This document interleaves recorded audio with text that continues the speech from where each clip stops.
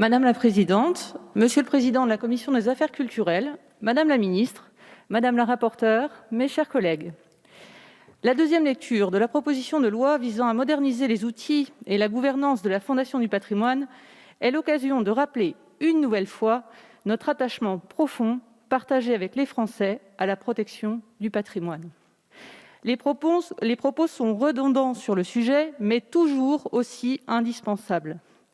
La sauvegarde, la valorisation du patrimoine contribuent pleinement à l'attractivité des territoires, à leur dynamisme et jouent un rôle économique essentiel via les 500 000 emplois qui y sont associés et non délocalisables.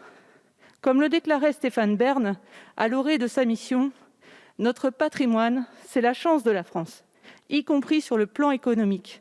C'est notre trésor, notre pétrole. » Il serait d'ailleurs souhaitable, je le glisse au passage, que l'ensemble des EPCI puissent inscrire la sauvegarde du patrimoine dans ce qui relève de l'intérêt communautaire. Ce n'est pas toujours le cas. Ainsi, nous saluons les avancées de cette loi qui participera, avec d'autres dispositifs, à l'étayage de nos 9 000 monuments dégradés et 3 000 menacés de péril en France.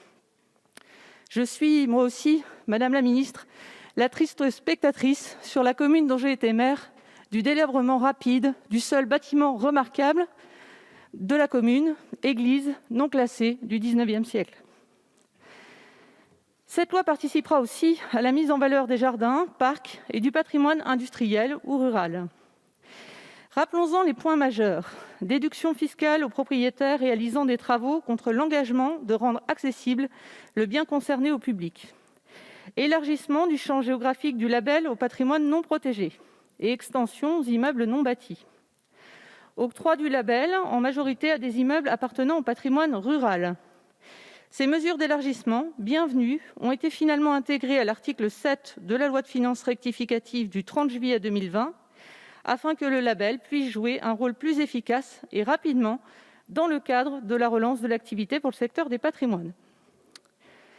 La Fondation va aussi pouvoir gagner en efficacité via la modification en première lecture de la composition de son conseil d'administration et surtout pouvoir bénéficier de dotations en actions ou parts sociales d'entreprises.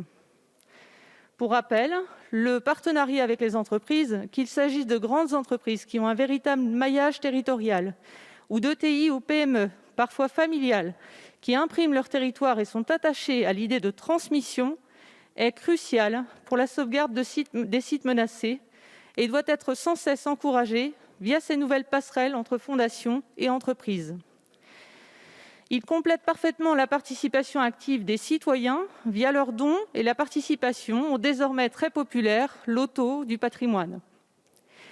La nouvelle lecture du texte nous proposait ainsi essentiellement, via l'article 1 bis, une substitution de l'expression obsolète « immeuble inscrit à l'inventaire supplémentaire » par immeuble inscrit au titre des monuments historiques.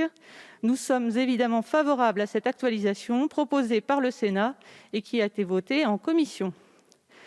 Ainsi, le groupe démocrate votera avec enthousiasme ce texte. Nous remercions la rapporteure pour le travail accompli et sommes ravis de la retrouver ce matin parmi nous.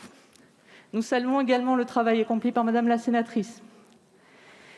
Nous sommes, au groupe démocrate, profondément convaincus que l'attention, le soin portés aux œuvres d'hier, façonnées par les hommes d'hier, sont le ferment d'un avenir où l'on saura respecter l'homme de demain.